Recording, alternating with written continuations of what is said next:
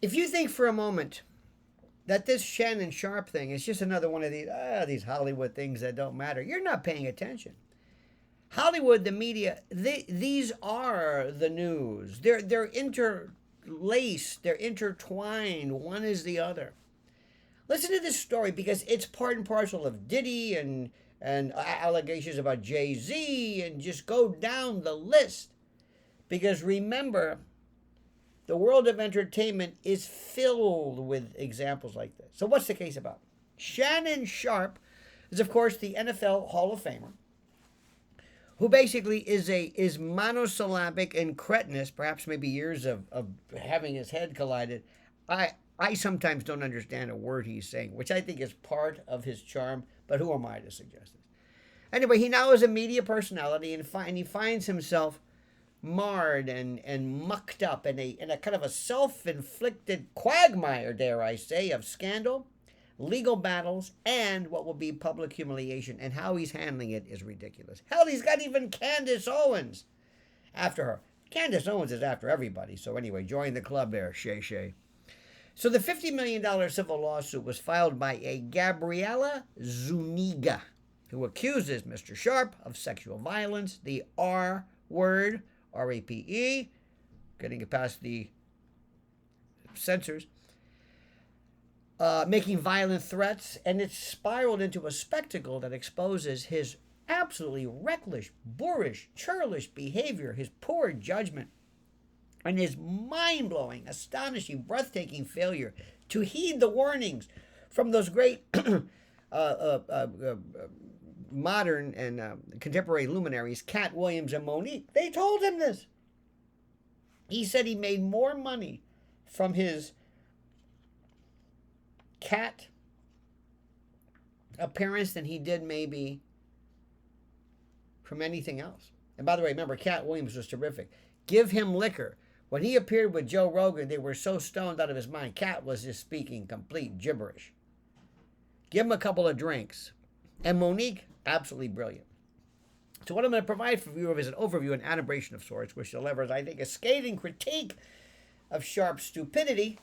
Number one, his mishandling of the situation from start to finish. I mean, textbook. And the media's, perhaps, rightful assertion that he should have listened to and taken heed to the prescient advice, the Vedic, Pythonic, the oracular advice of his Club Shay Shay guest. Now, the latest developments paint a pretty damning picture of this cretinous Mr. Sharpe, a man whose hubris and lack of foresight have jeopardized his once promising media career. I mean, he had something. Now, here are the accusations, the adumbration, if you will, the gravamen of this.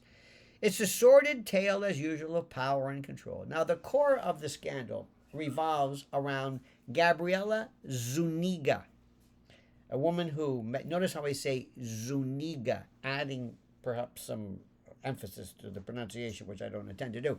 In any event, a woman who met Mr. Sharpe in 2023 at a Los Angeles gym when she was just 19. He was like, what, 70? Anyway, I don't know, 50.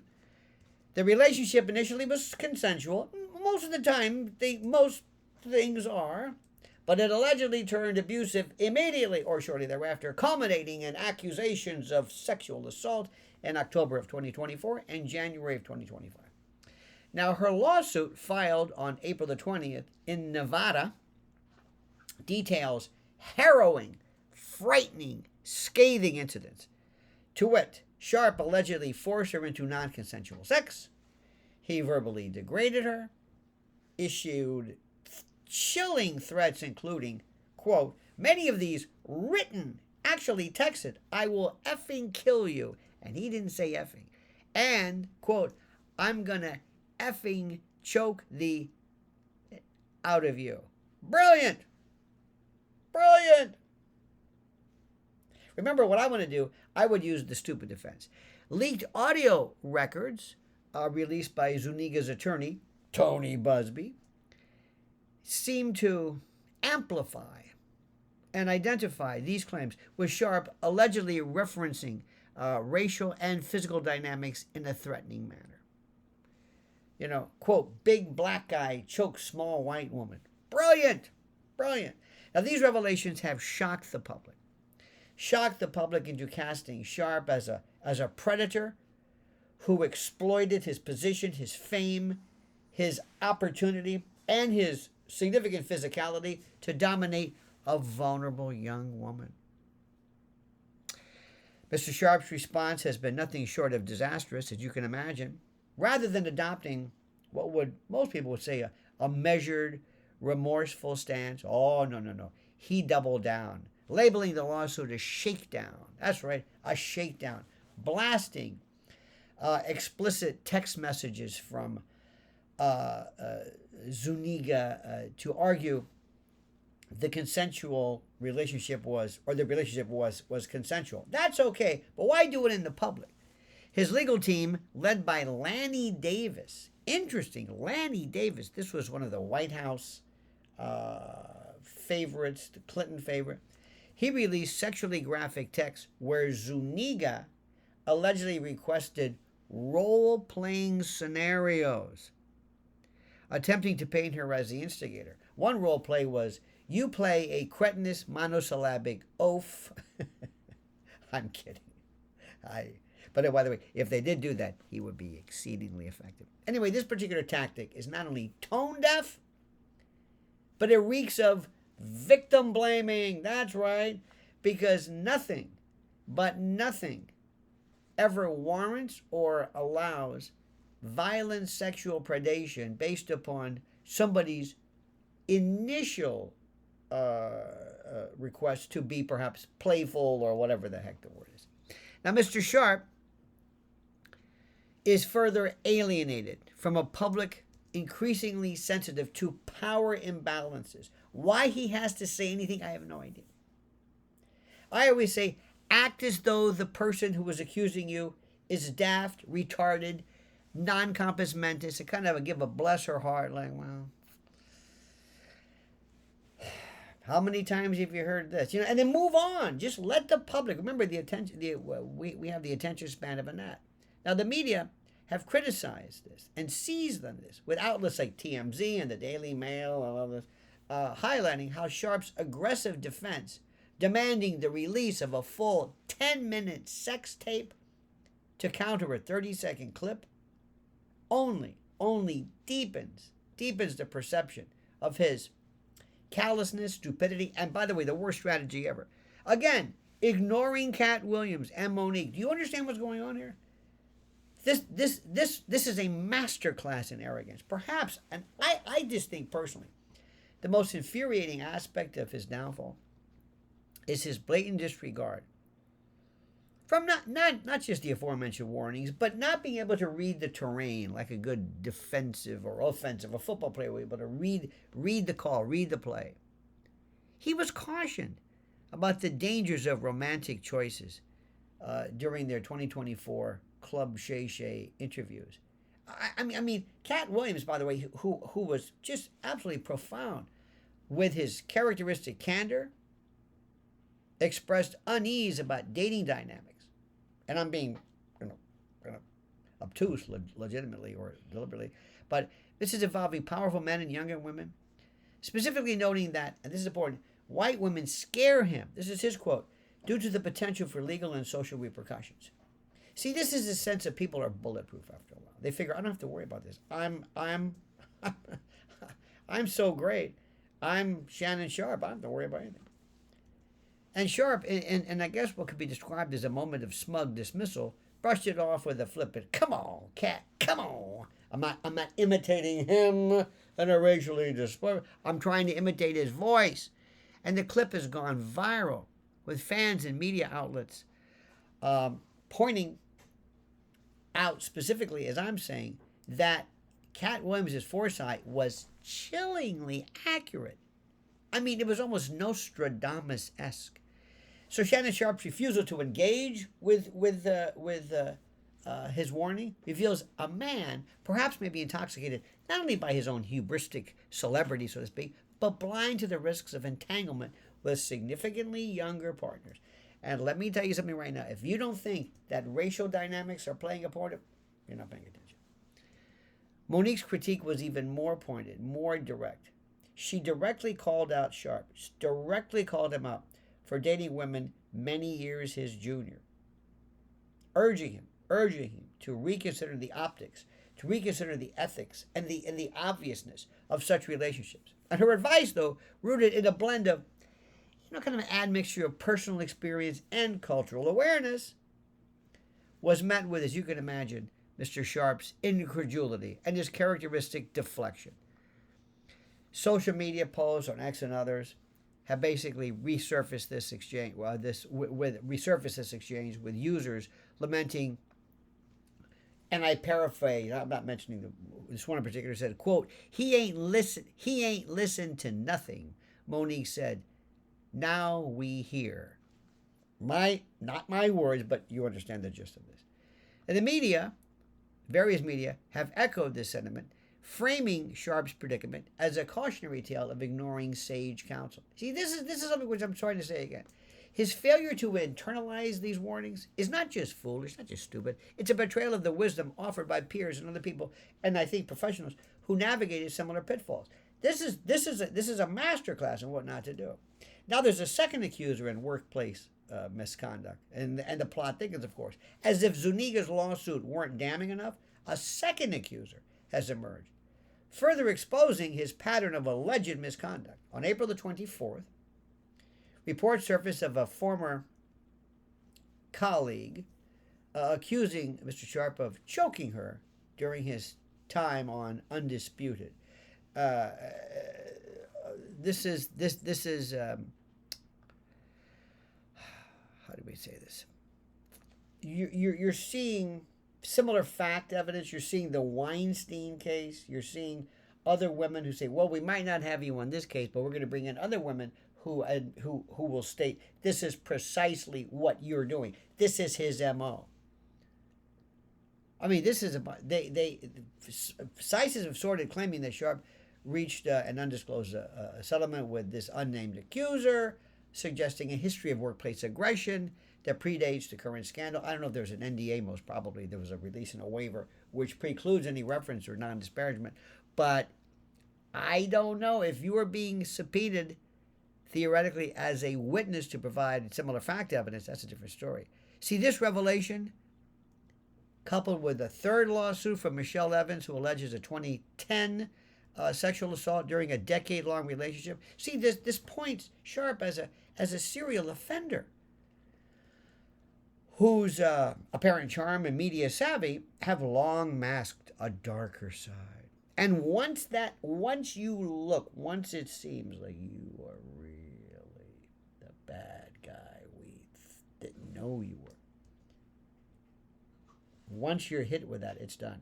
And now his decision to temporarily step away from ESPN, announced yesterday, I believe, via Instagram, is a belated and, frankly, insufficient attempt at damage control. I don't think he had anything to do with it. I think they told him, you want to walk off the plank or should we push you? His claim that he's focusing on family. Why do people say that? Don't say that. I want to spend more time with my family. Stop it.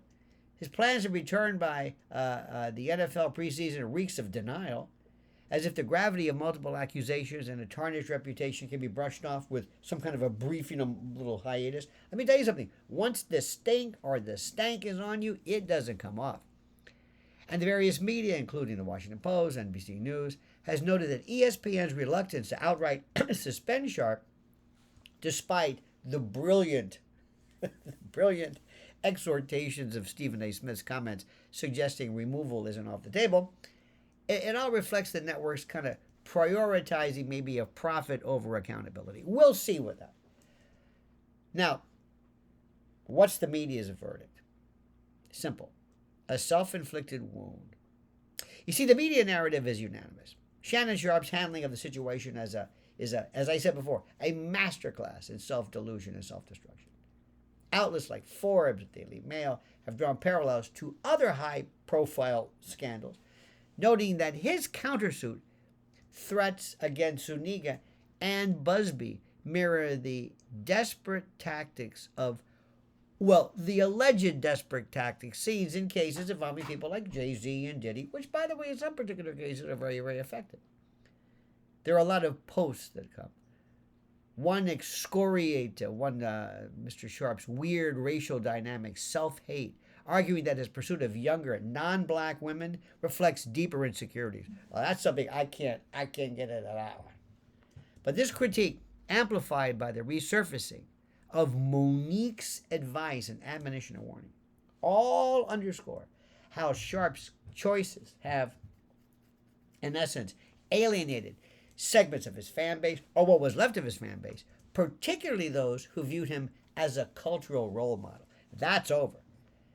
His podcast, Club Shay Shay, once a platform for viral, nuclear moments like Katt Williams' interview, is now a liability. The media has noted that his $100 million deal, a media deal, his aspirations are crumbling. You have ex-ESPN employees expressing outrage at the network's tepid response and his insistence on publicizing explicit text and demanding unedited video footage has backfired terribly. You're in essence turning a legal battle into some salacious circus that further erodes what's left of his credibility. Now, so what do we have here? We have a legacy in tatters, Shadoobie.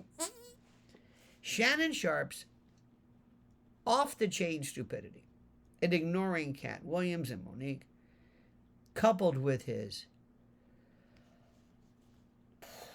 criminally reckless handling of other accusations, has transformed him from a beloved sports commentator to a pariah. And once the pile-on starts, that's it. As of today, the most current news confirms a second accuser's lawsuit and Sharpe's temporary ESPN hiatus with no resolution in sight. And this aggressive, defense, which is seen by people as rooted and focused on victim blaming and deflection, never works. It's only deepened the public's anger and distrust. Remember, when the pile-on starts, they want blood. And the media's refrain, that Sharpe should have listened to his peers or just not done this in the first place. You don't need to listen to Katt Williams to know not to do this. But it all rings true. His arrogance, his entitlement, this sense that I'm bigger than you. Look at me, I'm always... And every time you see him standing there shirtless with muscles, it makes accusations of physical abuse seem even worse. This is a self-inflicted wound, an own goal. This is career suicide. It may prove fatal to what's left of his career. You could bet on it. This man it's kind of like OJ in a weird way, once a beacon, a pillar of charisma and insight. People loved him.